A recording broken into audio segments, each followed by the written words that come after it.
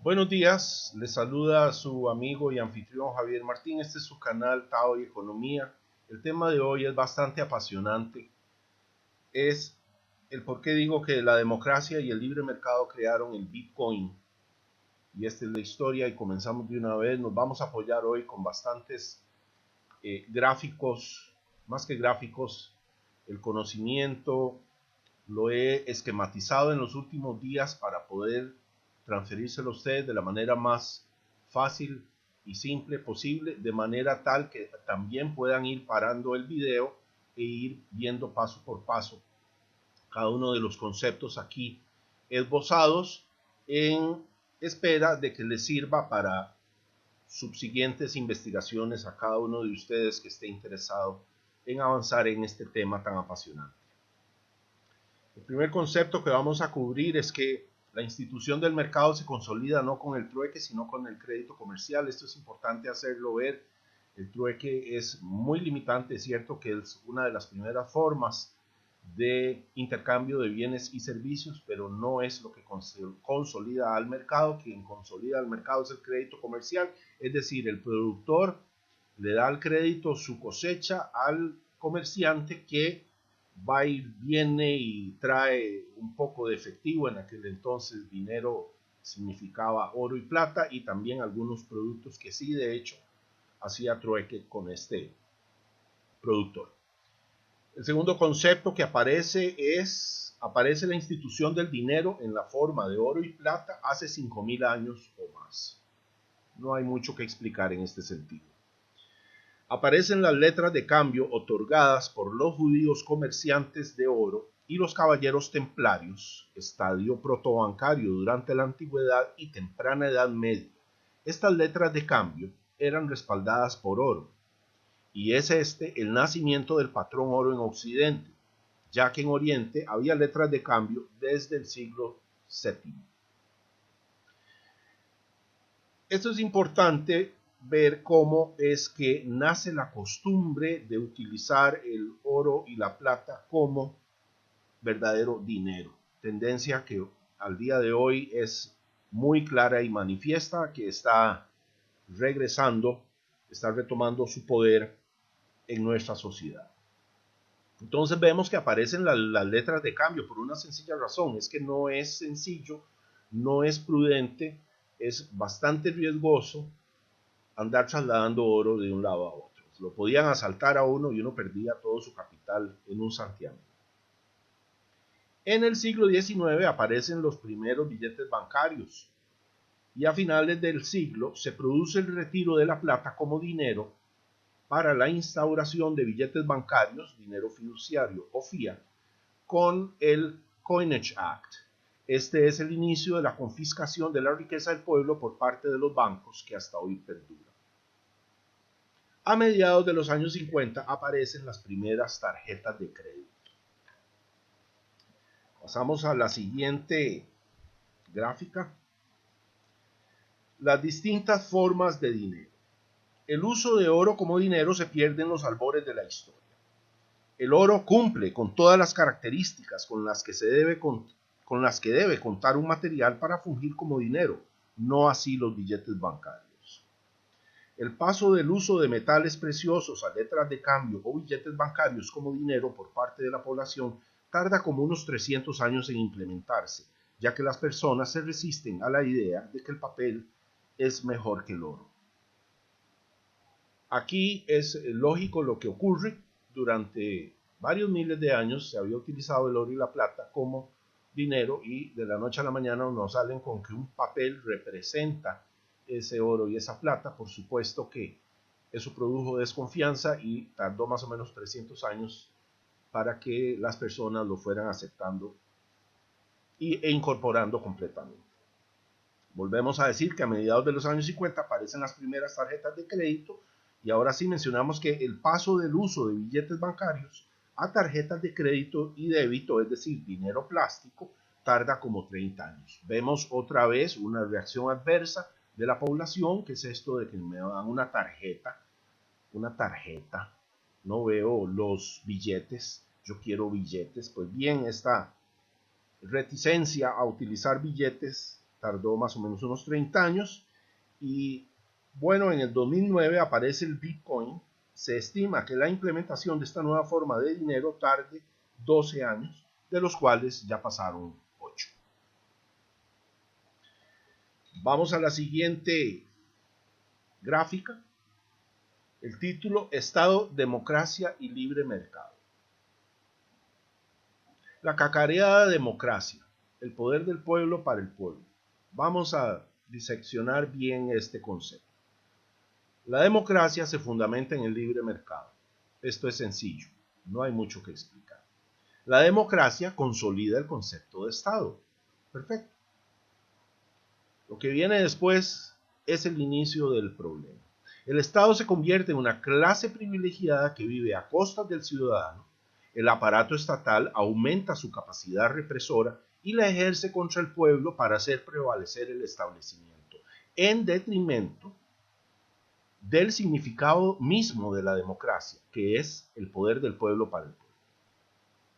Entonces vemos cómo los grandes carteles bancarios, el industrial militar, el de las farmacias, el de la industria alimenticia, todas estas grandes corporaciones terminan comprando al Estado.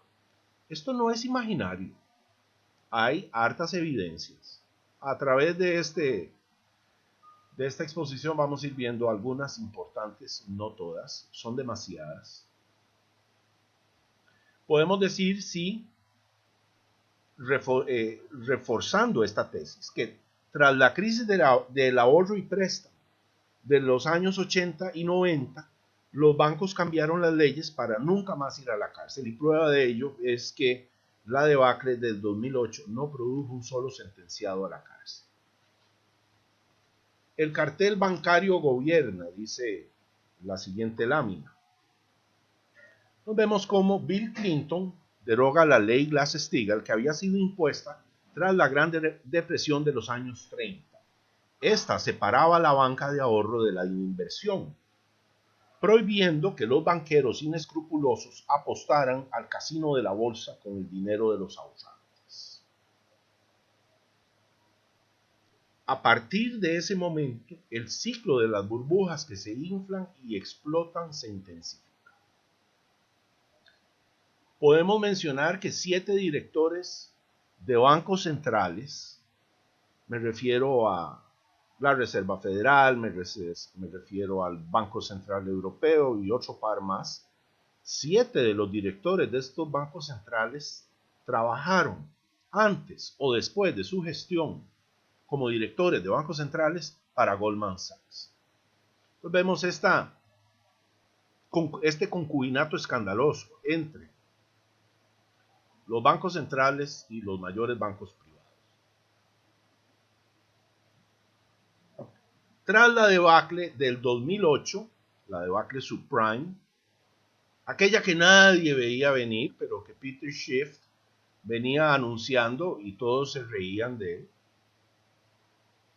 Esa debacle del 2008, posterior a ella, es tan grave lo que ha ocurrido que el gobierno se ve obligado a crear una nueva ley que se llama la ley Dodd-Frank, que intenta emular un poco el accionar de la ley Glass-Steagall derogada, para pocos años después invalidarla con una reforma. Entonces vemos otra vez cómo el poder de los banqueros es inmenso. Habían creado una ley más o menos parecida a Glass-Steagall, la ley Dodd-Frank. 2-3 años después, los grandes bancos dicen no nos gusta, esto no nos sirve, la invalidan, y ahora lo que hay es otra vez la espada de Damocles sobre la población estadounidense. Perdón. La reforma a la ley Dodd-Frank ahora lo que permite es confiscar los bienes de los ahorrantes para salvar a los bancos en caso de que quiebren. Y sépanlo de una vez, ya lo he dicho hasta la saciedad, todos los bancos alrededor del mundo están quebrados. ¡Qué bellas! Es importante mencionar, para que se entienda el nivel de corrupción global que hay, el nivel de impunidad total que hay. Es tan grave que esto es solo uno de los ejemplos, hay muchísimos más. Uno de ellos dice, 5 bancos son hallados culpables de lavado del dinero del narcotráfico y al llegarse a un acuerdo extrajudicial, es decir, antes de que hubiera juicio, se evita este juicio y los culpables no pagan pena alguna tras pagar una multa. Es decir, el gobierno llega y dice, danos lo nuestro y aquí todo anda bien. Al no ocurrir el juicio, se desconocen los alcances del delito. Algunos de estos bancos involucrados son HSBC, Wachovia, que después es comprado por Wells Fargo. ¿Quién es Wells Fargo? Warren Buffett. Warren Buffett, con su carita de hombre bonachón, lo más parecido a Santa Claus, tiene esta imagen de casi un santo. Bueno, este señor no es ningún santo. Wells Fargo compró Wachovia. Wachovia lavó dinero descaradamente para los carteles de la droga mexicanos, y aquí la cosa sigue y nadie dice nada y nadie va a la cárcel porque ya los banqueros resulta que son inmunes a la cárcel. Ya la ley no pesa sobre ellos. Siguiente filmina. Vamos directo a la materia con respecto al Bitcoin. Para entender al Bitcoin hay que entender antes el dinero. Para entender el dinero hay que entender antes la función del oro en la economía. El oro no es una inversión, ya que una inversión significa la adquisición de un instrumento financiero. Estos instrumentos financieros conllevan riesgo y oportunidad, y el oro carece de ambos. Esto por cuanto el oro es el único y verdadero dinero. Sus funciones son las de respaldar las divisas fiduciarias o fiat y los capitales, que van desde los muy modestos hasta los gigantescos, además de fungir como medio de almacenamiento e intercambio de riqueza. Entonces quedamos claros, el oro no es una inversión, el oro es un seguro contra la quiebra de los bancos centrales. El oro es el verdadero dinero. El diseño del Bitcoin, esto es algo que es importante recalcar, que el diseño del Bitcoin toma como modelo al oro. Al igual que el Bitcoin es y seguirá siendo siempre escaso, ya que tiene una producción limitada, 21 millones de Bitcoins, tras lo cual cesará completamente la emisión de nuevos Bitcoins. Y aquí no es que si decidimos seguir haciendo, si optamos por seguir haciéndolo, no. El sistema, según lo diseñó Satoshi Nakamoto, es que a los 21 millones de Bitcoins se acabó. Y eso va a ir ocurriendo, se estima, alrededor del año 2120 algo. Es decir, falta muchísimo tiempo para que eso ocurra. Esos 21 millones de Bitcoins, esa limitación en la emisión, por supuesto que es una medida antiinflacionaria. Es decir, con esto se busca que ni los bancos centrales ni los juegas de vivos que puedan tener algún grado de control sobre el Bitcoin emitan más dinero para poder pagar favores políticos. Ese cuento se acabó. Tal como el flujo del oro, la emisión de Bitcoin se vuelve más difícil si estos empiezan a abundar o se torna más sencilla si empieza a escasear, emulando así al oro en el libre mercado. ¿Quién hace esto? El algoritmo, uno de los tantos algoritmos que hay dentro del software conocido como protocolo Bitcoin. Entonces, hay momentos en los cuales la dificultad de minado aumenta y hay momentos en los cuales la dificultad de minado disminuye. Y esto emula la situación normal y natural del oro, que a veces sube y baja según hayan, en teoría, descubierto nuevos yacimientos auríferos. En la realidad lo que está pasando al presente es que unas pocas compañías privadas que tienen estos supercomputadores con estos super algoritmos realizan lo que se llaman transacciones de alta frecuencia y estos dominan el 85% del mercado y apabullan completamente cualquier accionar humano, toda vez que son capaces de realizar miles, cientos de miles de transacciones por segundo.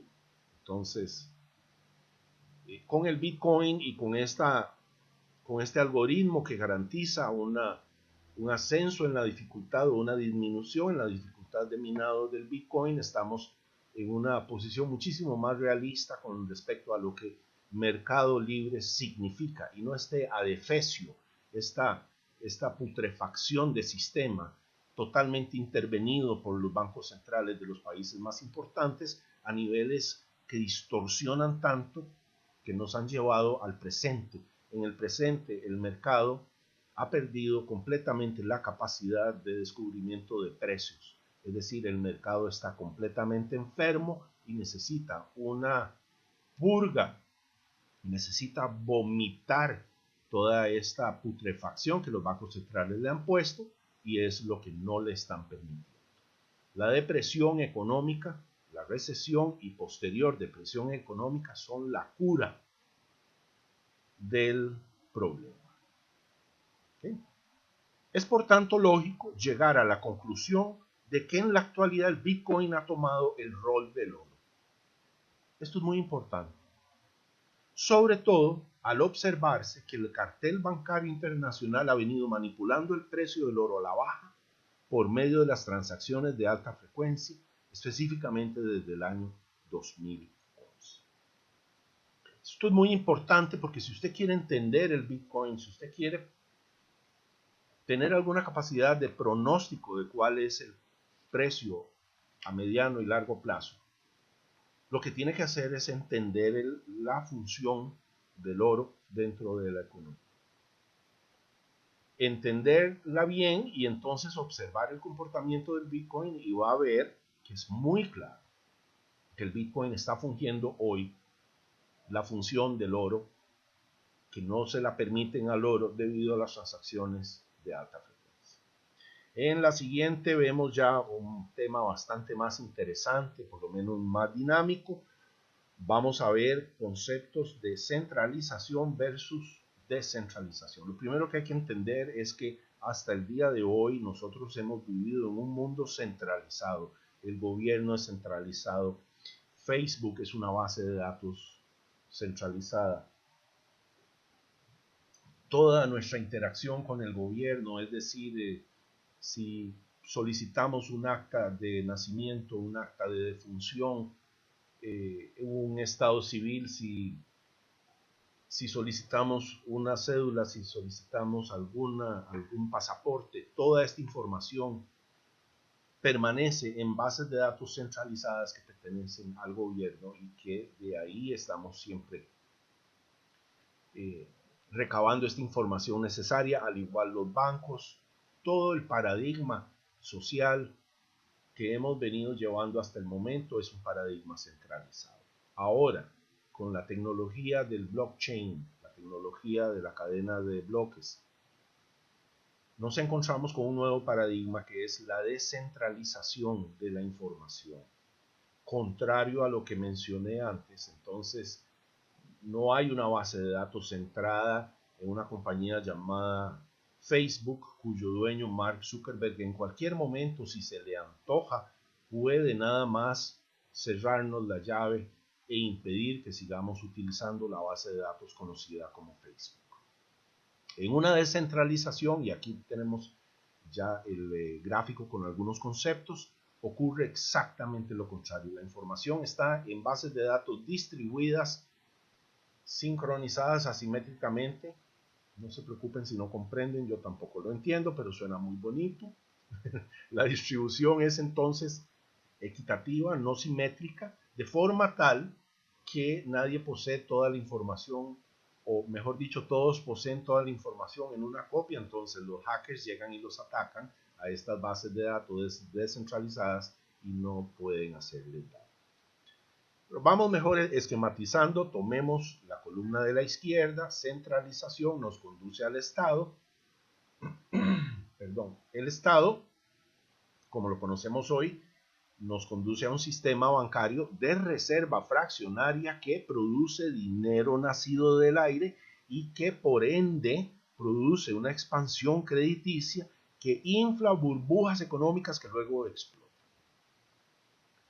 La historia de la reserva fraccionaria es una historia que todavía tengo pendiente crear un video para ustedes, pero ustedes deben ir ya adelantándose, deben ir estudiando, googleen reserva fraccionaria. Hay varios videos interesantes que demuestran esta absoluta falacia. La reserva fraccionaria es una falacia a nivel contable y es una falacia a nivel jurídico también. pero es la prerrogativa que tienen todos los bancos desde hace más de 200 años. Este sistema de reserva fraccionaria es un sistema que produce dinero nacido del aire.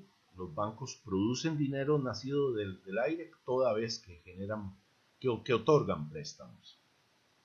Y esta sumatoria de dineros nacidos del aire produce una expansión crediticia que envía señales falsas a los empresarios de que todo anda muy bien, de que debido a la bonanza ficticia que hay, esta ilusión monetaria que hay, los empresarios creen equivocadamente que es un buen momento para invertir e invierten, para descubrir pocos años después que estaban completamente equivocados y ver cómo la burbuja explota frente a sus ojos.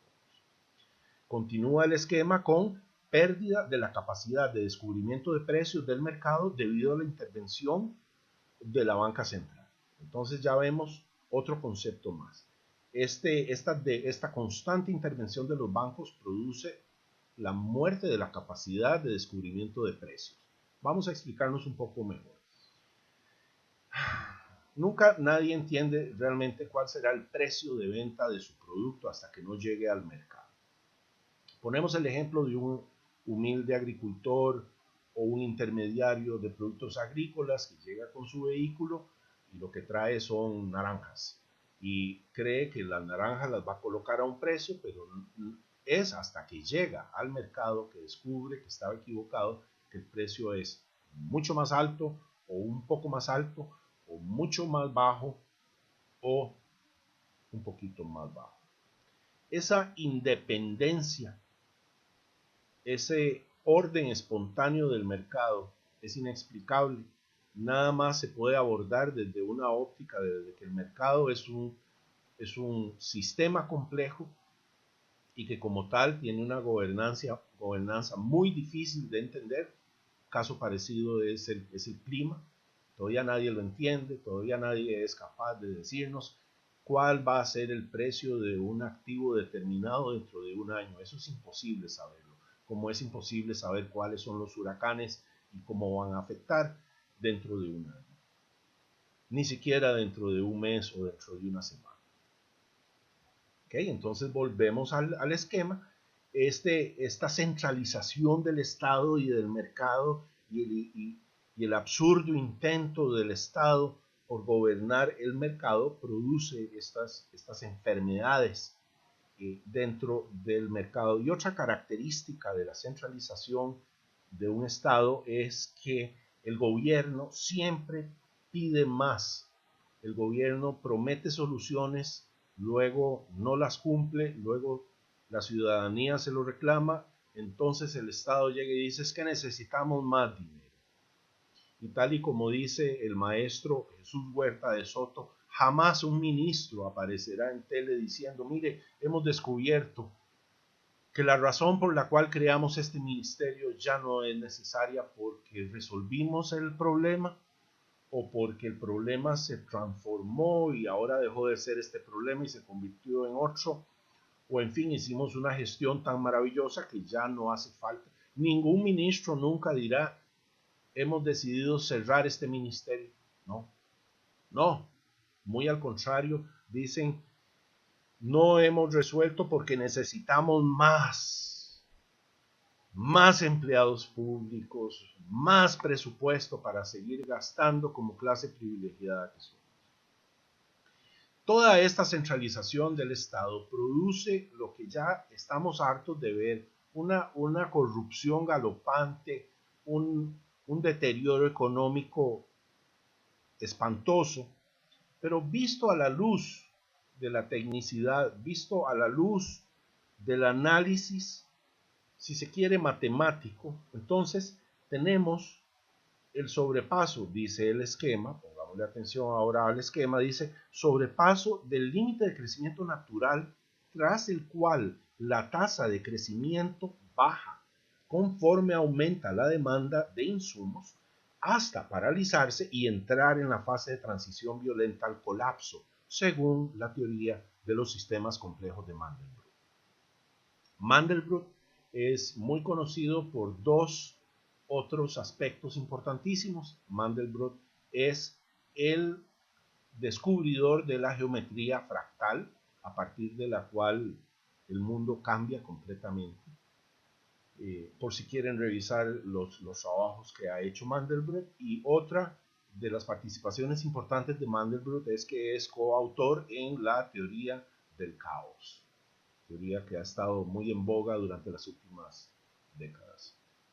Bien, Mandelbrot observa que los sistemas complejos, es decir, un mercado, tiene un límite de crecimiento natural, así como una población de ratas, así como una población de langostas, y que cuando se excede ese límite de crecimiento natural, el comportamiento de este superorganismo, de este animal complejo, empieza a disfuncionar, empieza a crecer cada vez más lentamente, mientras empieza a demandar cada vez más insumos, hasta que llega un momento en que se paraliza.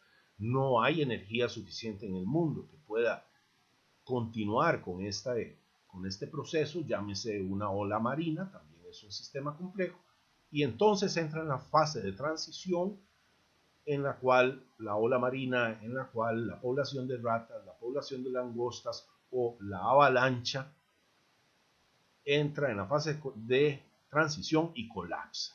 Posterior a ese colapso, lo que hay es un renacimiento del ciclo. Otra vez más, comenzamos desde cero, y eso es lo que la economía necesita en estos momentos para empezar desde cero. Dejamos aquí entonces la columna de la izquierda, si es que se le puede llamar columna, podríamos decirle sección de la izquierda, y pasamos a la sección de la derecha, donde analizamos la descentralización. Recordemos que todo esto es porque la tecnología de la cadena de bloques es por sí misma la descentralización, y nos mete a la humanidad entera dentro de este nuevo paradigma en el cual podemos y debemos desarrollarnos como organismo súper complejo. Llamo esto a la población global de una forma descentralizada. Lo primero que observamos es, debajo de la palabra descentralización, un concepto, un superorganismo, es decir, un hormiguero donde nadie dicta órdenes, y esto es fabuloso. Todavía al día de hoy los científicos no logran entender cómo es que funciona un hormiguero a nivel programático, a nivel social, a nivel de dirección. Nadie da órdenes, las órdenes vienen integradas en una riqueza de diferentes productos químicos que ellas mismas están generando constantemente para ejercer diferentes funciones, para lograr una comunicación muy fluida dentro del sistema. Y el cuento es que todo el mundo sacrifica su vida por un superorganismo en el cual nadie dirige, no hay presidentes, hay una reina que lo que se dedica es a servir, que es como deben ser todos los políticos en un mundo ideal. La reina en el mundo de las hormigas se limita a parir nuevos seres vivos. Son miles de millones de huevos que produce durante su vida. Vemos un poco más abajo un concepto que deriva de una columna que está a la derecha y dice el estado reducido a su mínima expresión. Pero extendámonos un poco más, vamos a la derecha, dice el orden espontáneo del mercado. El mercado es per se un organismo descentralizado y tiene un orden espontáneo. Es a través de este orden espontáneo que aparecen los precios, nadie entiende cómo. Es en este orden espontáneo en el que ocurre la ley natural de la oferta y la demanda, que sube y baja precios. Y es este orden espontáneo que se ve tremendamente afectado toda vez que un banco central decide intervenir para arreglar, entre comillas, algo. Lo que se ha demostrado a través de la experiencia, y esto está harto demostrado, es que toda intervención del Banco Central para arreglar algo lo que hace es arruinar. La cadena de bloques y sus criptodivisas son entonces una forma de canalizar este concepto de descentralización en un mercado, para ver si lo curamos, para ver si en algún momento finalmente vivimos una vida mejor que la que nos está dando el mundo centralizado de los políticos corruptos. Entonces el concepto se amplía y nos dice que de la cadena de bloques y sus criptodivisas se alcanza una gobernanza basada en el consenso, donde existe la delegación de voto, es decir, aparece la democracia líquida. Esto es un concepto completamente revolucionario que no puede explicarse sino a partir de la descentralización. Suena muy complejo, pero es bastante más simple. Si usted quiere ser un buen ciudadano y participar en las decisiones de la gobernanza del sistema, usted va a actuar directamente como lo hace cualquier otro dentro del mundo centralizado. La diferencia está en que si el resto de las personas no les importa un comino y quieren vivir su vida hedonista, altamente egoísta, lo que fuera, tiene derecho a hacerlo y puede hacerlo y aún así puede ayudarle al sistema, le delega su voto a otra persona. Esa otra persona es una persona entusiasta que como entonces obtiene su voto, como si su voto fuera una acción, obtiene más poder que el que no tiene acciones de voto. Eso es más o menos el concepto de delegación de voto y de democracia líquida. Entonces las decisiones, digamos, por ponerles un ejemplo, yo podría decir, a mí me importa un comino lo que aquí pase, pero le doy mi voto a mi vecino Juan, que es una persona muy activa y yo veo que es una persona bastante responsable, muy consciente, y yo quiero que esa persona gobierne porque me gusta lo que dice. Entonces, hasta el pendejo, hasta el vagabundo, ve una función importante a cumplir dentro de una sociedad regida por un sistema descentralizado. Entonces vemos cómo este concepto de gobernanza basada en el consenso conecta con el concepto de la izquierda que ya habíamos mencionado antes, el Estado reducido a la mínima expresión. Hacia abajo nos encontramos con que a partir de ahora la confianza descansa en el blockchain y no en los bancos. El blockchain, la cadena de bloques, es una tecnología incorruptible, inviolable, invulnerable. Una vez que queda registrado, no hay forma de evitar su presencia. Es decir, nadie puede borrar lo que ahí se ha escrito. Continuamos con la emisión de dinero del pueblo. El Bitcoin le quita al Estado la exclusividad de ganar con el señoreaje de la moneda y lo traslada al pueblo. Paradójicamente, las criptodivisas no pueden ser consideradas como dinero según la ley de los distintos países, ya que no cumplen con la condición de ser emitidas por un banco central. Vemos aquí entonces cómo el sistema descentralizado le arranca al Estado la exclusividad de generar ganancias a través del señoreaje que produce la emisión de dinero que antes no existía, facultad que se le otorga al Estado únicamente debido a la enorme riqueza que genera y bajo el concepto de que todos somos el Estado, la lógica, el pragmatismo nos dice que entonces que le dejemos esa ganancia al Estado, ya que el Estado somos todos. Bueno, resulta que el Estado no somos todos, el Estado lo tomaron, ya lo vimos, un grupo de carteles y ellos son los que están dejándose esa ganancia. Ahora con el Bitcoin, esa ganancia producto del señoreaje, y aquellos que no comprendan lo que es fácil, es decir, cuestión de googlear señoreaje de una moneda y ahí viene, quizá lo encontrarán en Wikipedia, la explicación de la enorme ganancia que genera el producir una divisa que antes no existía, por no decir producir una divisa nacida del aire, que es exactamente lo mismo. Lo que pasa es que en un sistema de responsabilidad política, de responsabilidad económica, que no existe hace 200 o más años, en un sistema ideal así, la emisión de dinero se limita por la cantidad de oro que la respalda. O sea, eso se lo volaron hace mucho tiempo y nada de eso es cierto.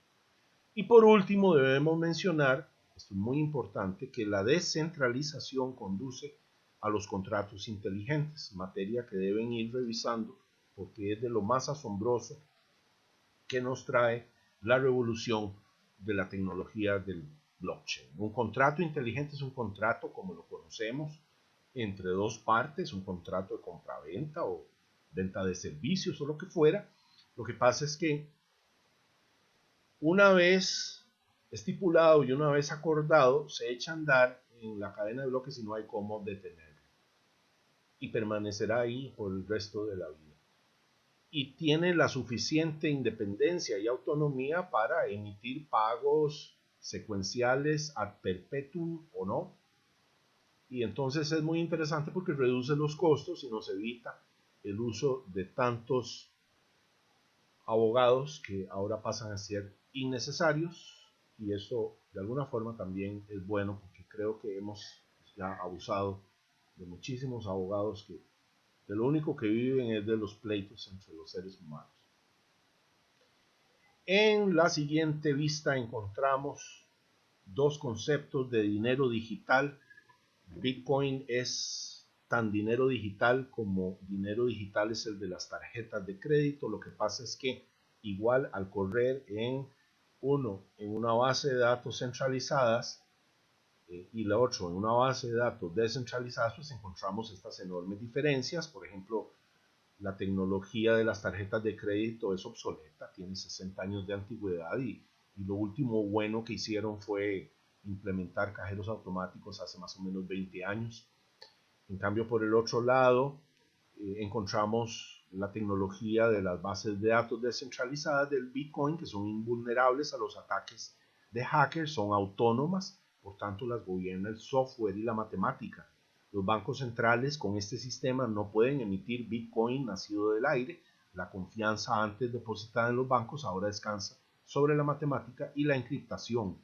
La intermediación bancaria se ha vuelto innecesaria por cara y obsoleta. Aquellos que han sufrido 1000 vejaciones por los banqueros inescrupulosos que se han dejado propiedades que le han arruinado la vida a muchísimas personas alrededor del mundo, hoy tienen la posibilidad de empezar a sentir algún grado de satisfacción porque el negocio bancario es muy sencillo, o se adapta y pierde el 95% de sus expectativas de ganancias o simplemente desaparece.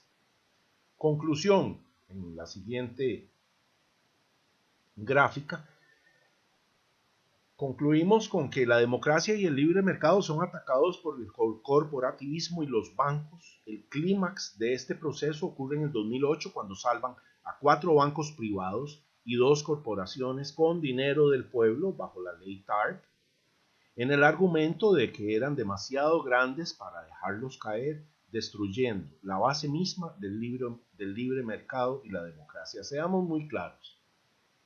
En una verdadera democracia vivimos lo que se llama el libre mercado. En un libre mercado, el empresario tiene dos opciones: o produce ganancias que le pertenecen o produce pérdidas que le pertenecen.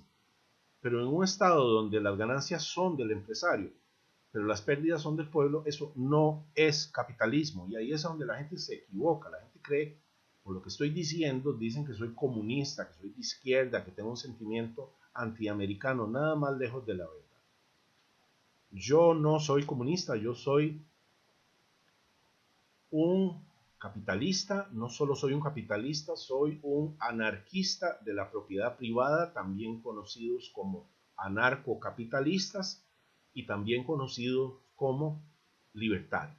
Lo que pasa es que en Costa Rica el movimiento libertario fue tomado por un tipo que no ha hecho muy bien las cosas y es absolutamente de mal aspecto social llegar y decir en este país que uno es libertario.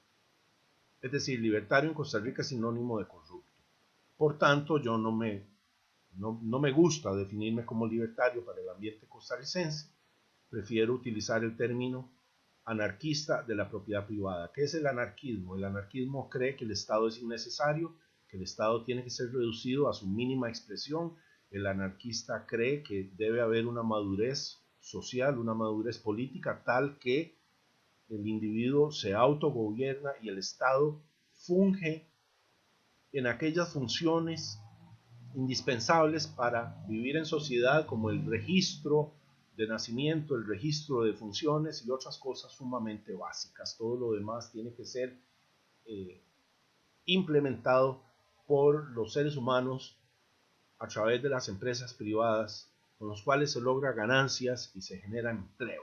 Entonces, todos aquellos que hasta la fecha se han visto amenazados por todos mis discursos y que entonces recurren al facilismo de decir que soy izquierdista, sepan de una vez que no soy izquierdista, lo fui cuando era joven. Creo que es algo muy hermoso que todos debemos cumplir, esa fase de la izquierda, un humanista de la izquierda solidaria, pero es justamente cuando estudio economía de forma autodidacta en los últimos 5 años, en el momento en el que dejo de ser de izquierda y me convierto completamente al capitalismo, más que al capitalismo, a la anarquía de la propiedad privada. Continuamos entonces. Posterior a esto aparece el Bitcoin, repito, como una respuesta ante la grave pérdida de libre mercado y la democracia.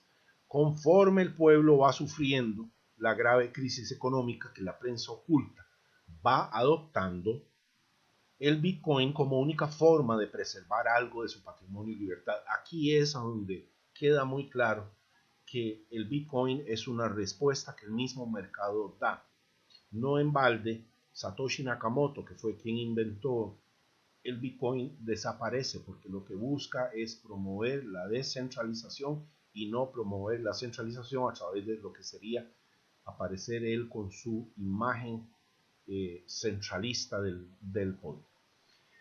Actualmente lo que tenemos a nivel global es una deuda impagable, 10 años con intereses casi en cero, la emisión actual de 200.000 millones de dólares al mes para evitar el colapso, una caída en el transporte marítimo mundial de materias primas secas del 90% desde el 2009, una caída en el precio del crudo del 70% desde el 2013, la velocidad del dinero más baja de la historia y las divisas del mundo entero cayendo todas al mismo tiempo.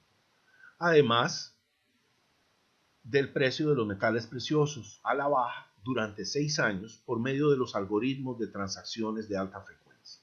Así las cosas, la razón por la que aún no ocurre la debacle es por la emisión de dinero nacido del aire, mismo que si dejan de imprimir resultaría en la quiebra inmediata. Esta es nuestra realidad es que este sistema sigue porque Japón, el Banco Central de Japón y el Banco Central Europeo emiten el equivalente a 200.000 millones de dólares al mes. Entienda de una vez y por todas que si un día no se emite ese dinero, pocos días después el sistema está muerto. Esto no es conspiratorio, ahí están los datos, por Dios santísimo. Esto es fácil ubicarlo. Continuamos y terminamos. En medio de esta situación tan precaria a nivel económico, el Bitcoin repunta como un verdadero valor refugio del pueblo, y no solo esto, sino que además está succionando liquidez de los demás mercados, ya que ningún instrumento financiero genera las ganancias que este otorga, y este proceso apenas inicia. Continuará en aumento, poniendo aún más en peligro a la economía global, o al modelo de la economía global como lo conocemos hoy. Esto explica el por qué recientemente China, Rusia, creo que Tailandia, Corea del Sur son naciones que están empezando a atacar el Bitcoin. Quieren regularlo, quieren controlarlo y es imposible. Y están empezando a darse cuenta que es imposible, y esto está asustando a la rata inmunda de Jamie Dimon, director de JP Morgan, que no fue a la cárcel después de la debacle del 2008. Sigue ahí de lo más campante, Es más inteligente un monito de organillero que la rata Diamond. En fin, la rata Diamond está muerta de miedo porque comprende que no puede luchar contra el Bitcoin y que el Bitcoin le quitó el juego. Muchas gracias por ponerme atención. Denle like. Bienvenidos sean los comentarios. Aquellos que quieren insultar en esos comentarios, sepan de una vez que los borro ahí mismo. Ya ni siquiera seguiré contestando, a no ser que el argumento que utilicen sea maduro, que sea lógico y que esté fundamentado. Y bien, les deseo un feliz fin de semana y nos vemos pronto. Chao.